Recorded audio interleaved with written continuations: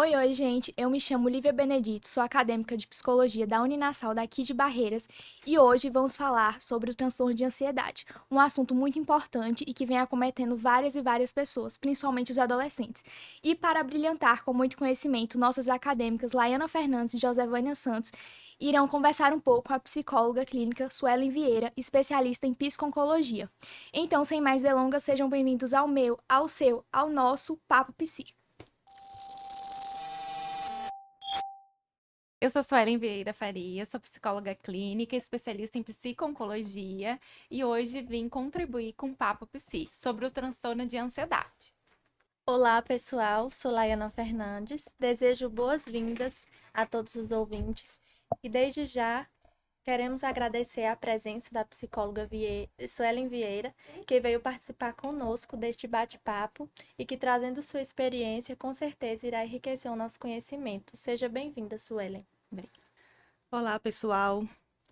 Me chamo Josevânia Santos, sou acadêmica da Uninasal Barreiras, Bahia, e estamos aqui para um papo psi, abordando um tema bastante atual, bastante comentado, né? E é de grande importância a gente, com a convidada, a psicóloga Sueli, nos orientar, né? E falar um pouco sobre esse transtorno, que é o transtorno de ansiedade, né? Então, é isso aí, vamos para o nosso papo psi. Bom, para começar o nosso diálogo, vamos para alguns questionamentos.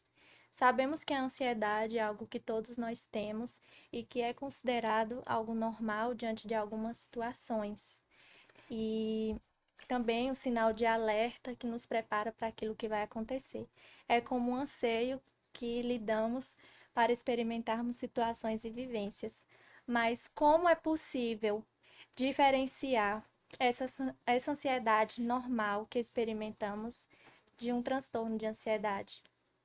O transtorno de ansiedade, ele é caracterizado por sentimentos, né, intensos de preocupação, medo, né, excessivos, né, e é diagnosticado como um transtorno, segundo o DSM, né, que é o nosso Manual Estatístico e Diagnóstico dos Transtornos Mentais, quando ele prejudica o desenvolvimento e ajustamento da pessoa, né, interfere na vida diária. E a ansiedade, ela também tem aquele lado, né, normal da pessoa, que é normal. A ansiedade em níveis normal, ela nos motiva, né, e nos impulsiona, né. Exemplo é quando a gente vai fazer uma entrevista de emprego, é normal que tu fique um pouco ansioso, quando vai fazer uma viagem. Então, a gente consegue lidar com essa ansiedade que faz parte do nosso, né, nível de desenvolvimento, né, em níveis normal. Muito importante sua pontuação, porque a gente sabe que tem pessoas que acham que a ansiedade é besteira, quando na verdade é algo que todos nós temos, mas que cada um experimenta de maneira diferente. E que é importante ficar em sinal de alerta para compreender que quando a ansiedade começa a apresentar sintomas crônicos e excessivos, ela interfere na rotina diária do indivíduo, reduzindo sua qualidade de vida. Então, é importante entender esse processo, essa diferença, para que, quando perceba que tem sintomas mais agravados, busque pela psicoterapia. Então, doutora, quais são os sintomas mais característicos do transtorno de ansiedade? O que é mais notório? Os pensamentos negativos repetitivos, né? Essa preocupação intensa, o medo exagerado, a palpitação, o suor excessivo, são alguns dos sintomas, né? A palpitação, são alguns sintomas mais pontuais, assim, mais acentuados. Isso. E assim, e a gente tem que aprender a lidar com essa situação de ansiedade no nosso dia a dia. Isso. Porque em todos os lugares, em todos os momentos da nossa vida, a gente passa por alguma situação de ansiedade, né? E é importante a gente saber lidar e ver se o sintoma que a gente está percebendo, que a gente está sentindo, se ele é saudável. Nos perceber a isso, né? Porque assim a gente pode até evitar algo, tipo um transtorno de desespero, né, de muito medo, de muita fobia. É Isso, muito importante. com certeza. Como é feito o diagnóstico de um transtorno de ansiedade? Ele é clínico e psicológico. É muito importante entender como funciona esse processo de identificar o transtorno, suas causas, para poder intervir e orientar o paciente no tratamento, possibilitando um bem-estar e fazer com que ele enxergue melhor possibilidade de qualidade de vida, mesmo convivendo com a patologia. Isso, com certeza. E quais são os sintomas principais e causas e fatores de risco para o desenvolvimento de um transtorno de ansiedade? O que torna mais risco para esse transtorno, para a pessoa que está passando por esse momento de muita ansiedade? Começa com a timidez, né? A angústia, o nervoso em situações novas, né? Exposições assim de eventos estressantes, negativos, fatores genéticos, né? Doenças físicas também podem levar ao transtorno de ansiedade. E assim, segundo a gente vê, né, em pesquisas, até mesmo na faculdade, esse tema é muito abordado e assim, é muito preocupante, porque Com os dados certeza. estão aí, né? Cada vez mais a gente vê não só adolescentes, né, mas adultos também com esse transtorno de ansiedade. E a ansiedade, ela, se não for tratada e percebida logo do início, ela vira uma doença mental, né? Porque tudo começa pela ansiedade. É isso mesmo, doutora? Isso mesmo. Então, assim, ó, os fatores, né, de risco que a gente falou e as faixas etárias que complementam a ansiedade não é só mais os adultos, é os idosos, é os adolescentes, né, esse público mais jovem, é o público infantil também, crianças, né, hoje em dia com as agendas cheias de compromissos, né, e muitas vezes é uma idealização nossa, de nós pais, né, desejar que essa criança fale inglês, que essa criança faça natação, tem uma agenda completa de atividades no dia. Só que essa criança não tem tempo de respirar, essa criança não tem tempo de olhar para si, de brincar. Então, tudo isso a gente precisa levar em consideração e essa ansiedade, ela tá já em todas as faixas etárias, né? E o público mais acentuado, assim, segundo estudos, né, é o público feminino, né? Ele tem mais chance de ter o transtorno de ansiedade mais forte do que em homens, né, diagnosticado, né. E segundo estudos também, o Brasil foi considerado o país com mais pessoas ansiosas. 26% da população já recebeu esse diagnóstico de ansiedade e o grupo mais jovem, entre 18 e 24 anos, é o público mais presente, mais ansioso, digamos assim. Qual o papel da família e amigos no suporte a uma pessoa que sofre transtorno de ansiedade?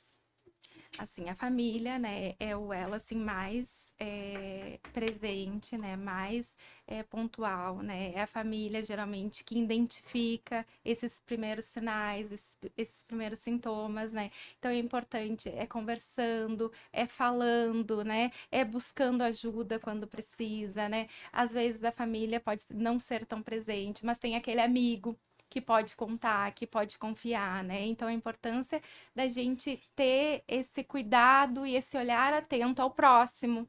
Não quer dizer só que seja o nosso amigo, mas o nosso vizinho, aquela pessoa que a gente passa ali e percebe que tá, né, mais tímido ou que está diferente. Então, a importância da gente ter esse olhar atento e essa empatia, da gente se colocar no lugar do outro, né, e acolher essa pessoa que às vezes está precisando de ajuda, né. Como o transtorno de ansiedade afeta a saúde física e mental de uma pessoa, causando impacto na sua rotina diária? Ela causa, né, dificuldade, né, de se concentrar nas atividades do dia.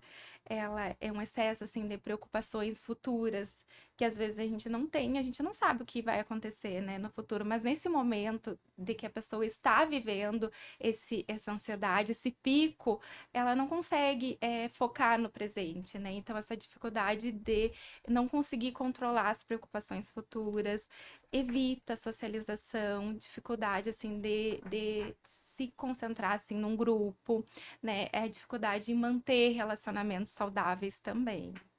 Sim, e também assim, percebe-se hoje que um grande público também, que é os adolescentes, estão passando por situações bem adversas em relação à transtorno de ansiedade. Você vê que hoje muitos adolescentes, jovens, estão no banheiro, por exemplo, de uma escola, se cortando, fazendo situações assim. Isso é uma ansiedade iminente mesmo, né? Que já passou para algo crônico, porque não ficou no superficial. Se ele já está atingindo a sua saúde física ali, né? Então quer dizer que algo já vem há muito tempo, né? Naquela mente, perturbando, né? E os adolescentes, como tem uma fase muito mais, assim, difícil de ser entendida, né, de ser falada, né, até mesmo com os professores, com as pessoas que estão próximas. Então, a maneira de se comunicar é assim, né, mostrando dessa forma. Né? E hoje a gente vê aí muitos profissionais de educação muito preocupados mesmo com esse público, né, alvo que são os adolescentes. Isso, com certeza. Como a psicoterapia cognitivo-comportamental, TCC, auxilia no tratamento da ansiedade? Ela ajuda, né, TCC, ela ajuda a reconhecer, né, os sintomas e o paciente monitorar, né, esses sintomas, identificando, né, as distorções de pensamento, comportamento, sendo capaz de diminuir o impacto emocional causado. Então, dentro da teoria, a gente, né, dá as técnicas do paciente reconhecer, né, quando esses pensamentos disfuncionais, o comportamento disfuncional que ele já consegue identificar e reconhecer e lidar melhor com o pico de ansiedade, né? Conhecer como essa abordagem auxilia no tratamento é de grande excelência para nós, enquanto estudantes de psicologia, para compreender como funciona essa orientação, essa intervenção, que faz grande diferença na vida das pessoas. Com certeza. Sim. E a diferença na atuação clínica do psicólogo no tratamento do transtorno de ansiedade no ambulatório e com pacientes hospitalizados que lidam com risco de morte? Sim. A diferença, né, é o ambiente terapêutico, né, o paciente, né, a queixa, né, a demanda desse paciente, né, no âmbito ambulatorial, nem sempre o paciente está fazendo uso de medicação e as intervenções são feitas semanalmente, né. No âmbito hospitalar, né, o papel do psicólogo, né, tem um papel muito importante, não só com o paciente, mas com a família, né, com o contexto familiar, porque esse paciente está adoecido, mas aquela família também precisa desse acolhimento nesse processo, né? E ele lida com esses aspectos físicos, emocionais, né? Muitas vezes pacientes terminais, pacientes em cuidados paliativos, pacientes em intervenções típicas ali por algum período, está internado. Geralmente esse paciente pode estar fazendo uso de medicação também. Então, o paciente faz esse acolhimento, muito importante também a equipe, né, não só o psicólogo, mas a equipe multidisciplinar, né, cuidando desse paciente, né, dando esse acolhimento, né, todo nesse processo, né, para que ele passe esse processo de uma maneira mais tranquila e estabilizada. Sim, é importante esse apoio familiar e ter uma psicóloga escolar não, Clínica, hospitalar, né, clínica, hospitalar, né? né, é importante porque esclarece, né, para os familiares toda aquela situação, né, daquele paciente que está ali e também ver também a questão da medicação, né, que é preciso tomar medicação Isso. para controlar, para ajudar, né, a manter o equilíbrio nessa questão da ansiedade. Isso, muitas vezes só a psicoterapia, né, precisa desse auxílio da medicação, né, a nossa saúde mental é tão importante também quanto a nossa saúde física, né, ambas caminham lado a lado, né. Sim, aí também, assim, a ansiedade é algo que está sendo tão bem falado por várias questões, assim. Segundo eu já pesquisei, né, na própria faculdade a gente, né, vê, os profissionais lá nos falam muito sobre isso, Uhum. é a questão de como a ansiedade pode acarretar em outras doenças mentais. como por exemplo, é como se fosse uma porta de entrada para o toque, para a depressão. Então, assim, os dados estão aí, né? A gente tem que cuidar dessa ansiedade. Se não cuidar dessa ansiedade, vai virar crônica. E a partir do momento que virar crônica, ela vira um transtorno mental mesmo, Com de uma doença certeza. mental grave, né? Que fica muito mais difícil de ser cuidada, de ser avaliada. É isso, doutora? Com certeza, e pode acarretar outros, como tu falaste, né? Pode acarretar outras doenças, né? Então, assim, ó, os sintomas, né? A gente percebe a pessoa, a importância de buscar ajuda, a importância de buscar uma psicoterapia, né? Para evitar que se torne uma doença, né? Um transtorno, né? E ter outras doenças acometidas também, né? Sim. Quais são os exercícios de respiração recomendados para controlar a ansiedade e como é possível incorporar essas técnicas de respiração na rotina? Um dos exercícios, né, é a técnica de respiração, né, que ela auxilia a oxigenação do cérebro, faz com que a gente se concentre melhor, faz com que a gente reduza, né, o estresse também, né. Então, técnicas de relaxamento, meditação, yoga, se permitir relaxar, esse é um dos pontos, assim, importantes, a correria do dia a dia, né, então a gente se permitir ter esse tempo para relaxar também. É necessário compreender sobre essas técnicas para que possa utilizá-las no momento em que é vivenciado essas reações ansiogênicas, porque utilizando essas manobras irá possibilitar um melhor controle das reações. Com certeza.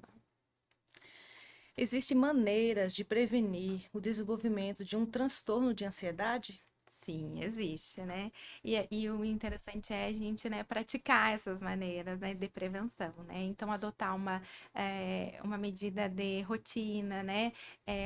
Uma rotina, ela também é positiva, né? Cuidar a alimentação, buscar as técnicas de relaxamento, de respiração, inserir atividades prazerosas no nosso dia a dia, não se cobrar tanto e fazer psicoterapia.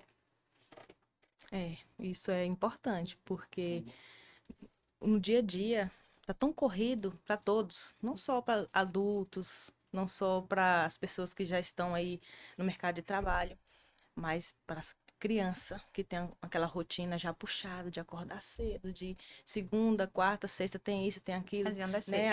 Então a criança hoje não tá mais podendo brincar, né? Não tá mais podendo ser criança. E é bom que os pais vejam isso para ajudar o próprio filho, a própria criança, que futuramente, né, não passe por esse tipo de transtorno, né, de prevenção mesmo. Muito bom participar desse bate-papo com você. Agradecemos mais uma vez e estamos à disposição para o que você precisar. Desejamos muito sucesso e foi uma experiência incrível essa troca de conhecimento. Agora, só para a gente poder concluir essa nossa dinâmica, a gente tem que frisar sempre a importância de discutir esses assuntos e a gente tem que frisar essa importância também de compartilhar esse conhecimento. Porque a ansiedade e os outros transtornos mentais e todos esses assuntos que acarretam a saúde mental, hoje em dia é muito importante, considerando que uma grande parte da população tem algum tipo de transtorno, algum tipo de problemática. Então, com isso, é sempre importante a gente buscar essa ajuda profissional, seja com psicólogos ou seja com a psiquiatria, e o ideal seria que fossem de ambos. Além disso, é sempre bom a gente ter alguns canais de ajuda. A gente tem hoje em dia como exemplos o número 188, que é de apoio emocional e prevenção ao suicídio, e que como a gente está no setembro, a gente pode pensar muito nessa questão do suicídio, da ansiedade juntos. Além disso, a gente tem, por exemplo, o canal CVV, que é o Centro de Valorização à Vida, entre outros. Além disso, é sempre bom se alinhar aos amigos, à família ou qualquer tipo de socialização que possa vir de ajuda. Além disso, para poder valorizar um pouco da nossa equipe, eu vou citar todas as pessoas que participaram. O estúdio, o Westmob, que o dono é o Ronilson Oliveira, que foi o local de gravação. O filmmaker, que foi o Renato. A psicóloga Suelen Vieira Farias, que foi a nossa convidada. E os alunos que foram Bianca Freire, Josevânia, Laiana, Letícia, Lívia, Murilo, Renilson, Romilson, que todos foram orientados pela docente Dianda de Queiroz. E esse foi o nosso Papo Psi.